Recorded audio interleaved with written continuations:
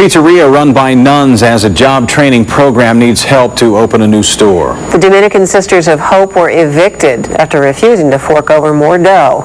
Their landlord raised the rent at the Venice Pizza in University Heights. Recently, donors covered the additional rent, allowing the sisters to stay through the end of the year. Now the nuns are building a new place at 13th and Vine and Over the Rhine to be closer to those who need help. Local 12 reporter Frank Graff found people are giving lots of time, but the nuns need cash.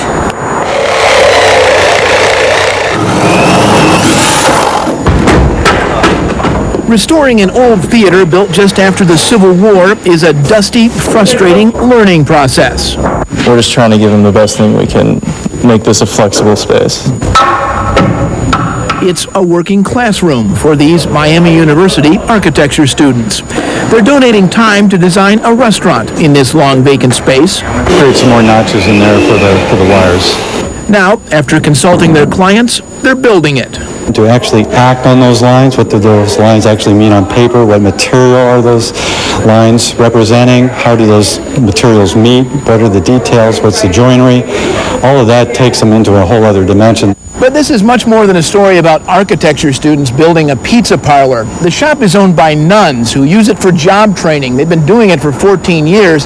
They're getting evicted from their McMicken Street location, and they don't have enough money to build a new store. Most of the people that we employ in our program are people that have had rough times. Cheryl Kennedy started work with Frisch's last fall, just after finishing the job program. They helped me get a job when nobody else wanted to hire me, and helped me build my self-confidence, helped me build my self-esteem up. We figure that once people have a taste of succeeding, they'll move on. Once you've tasted what it is to succeed, you'll want it.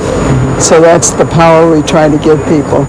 The sisters hope to hire and train more people at the new store, but they need $400,000 to finish the project. We're a good inch and a half away at the bottom.